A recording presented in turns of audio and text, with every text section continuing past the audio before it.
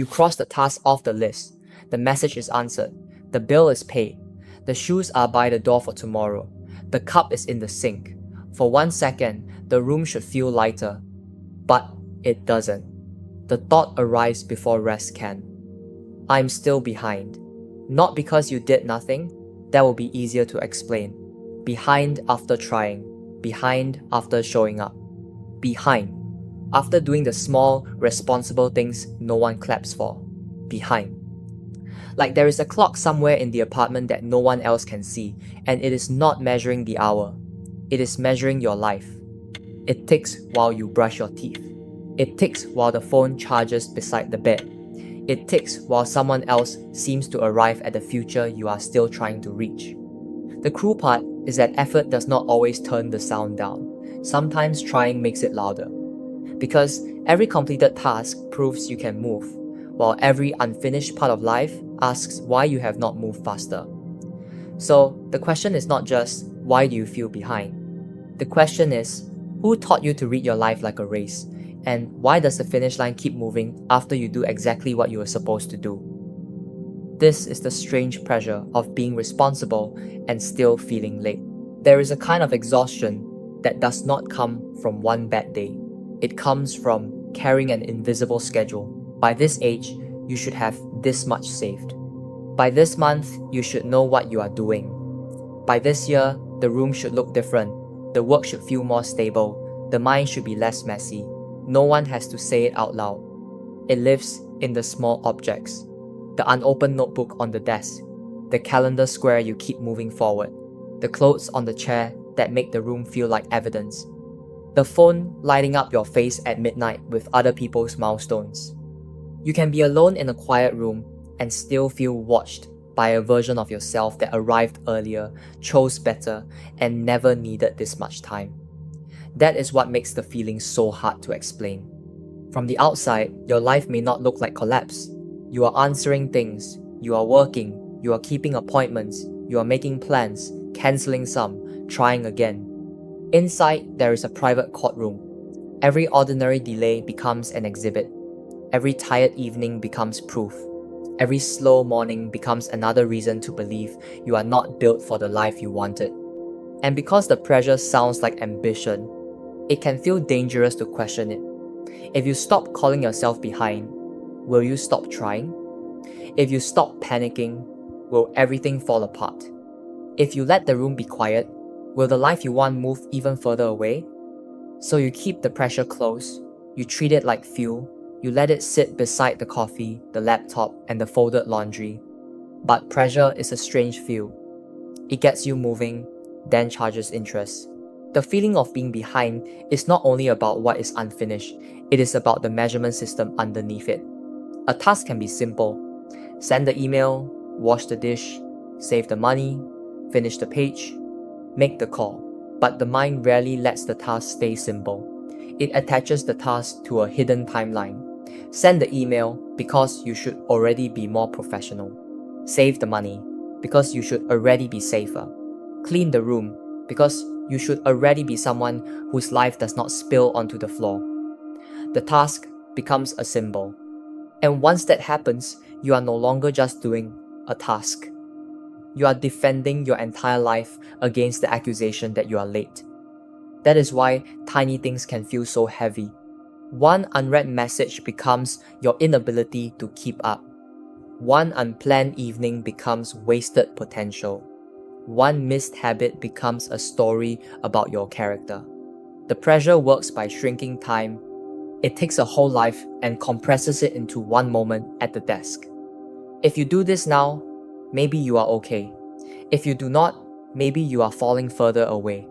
The body starts living inside that maybe. Shoulders tight at the sink. Jaw locked at the laptop. Eyes moving between the clock and the phone. A list written with too much force. And because there is always more to do, the system always has more evidence. You finish one thing, and the next thing steps forward.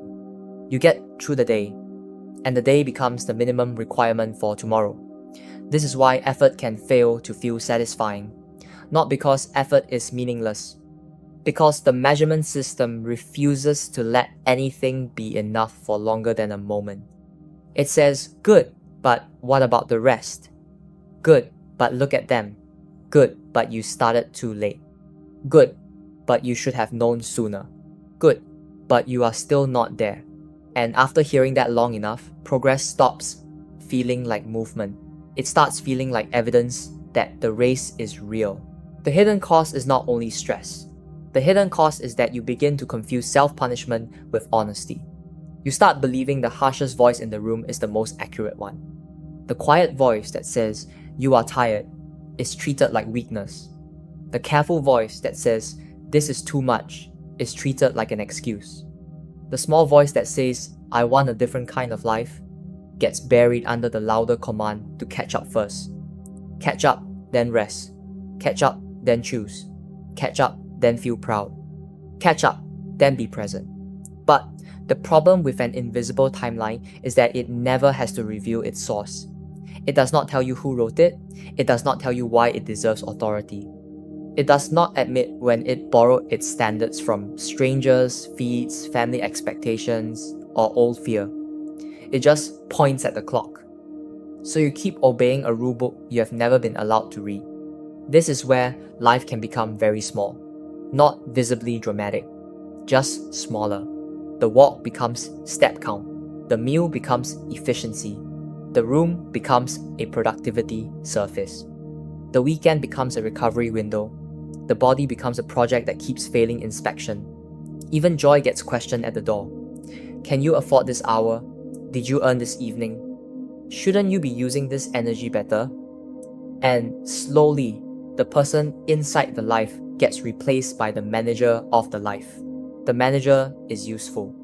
The manager remembers deadlines, checks the calendar, and keeps the lights on. But the manager cannot tell you what the life is for. It can only ask whether you are on schedule. That is why the feeling of being behind can survive almost any achievement, because achievement can change your position without changing the clock. You can move apartments, get the job, build the routine, clean the room, and still hear it ticking from the corner. The tragedy is not that you care about your life. The tragedy is that care has been translated into constant prosecution. Return to the room from the beginning. The list is still on the table. The cup is still in the sink. The phone is still face down, holding its little weather system of alerts and comparisons. Nothing magical has happened. There is still work to do, but maybe the list was never supposed to decide whether you were behind. That sounds small, but it changes the room. Because there is a difference between having unfinished work and being an unfinished person. There is a difference between being late to a task and being late to your own life. And there is a difference between wanting to grow and treating your current self like a problem to be solved. The invisible clock may not disappear. It may still tick when the screen lights up. It may still tick when someone your age seems further ahead. It may still tick when the morning starts with yesterday's mess. But you can begin to ask a quieter question. Not, am I behind? Behind what? Behind whose timeline? Behind which version of success? Written by which fear? At what cost to the life actually happening here? This is not a permission slip to abandon effort. It is a refusal to let effort become a trial where you are always the accused. You can still answer the message. You can still save the money. You can still clean the floor, open the window, make the call, and build the thing slowly. But you do not have to turn every remaining task into proof that you are late.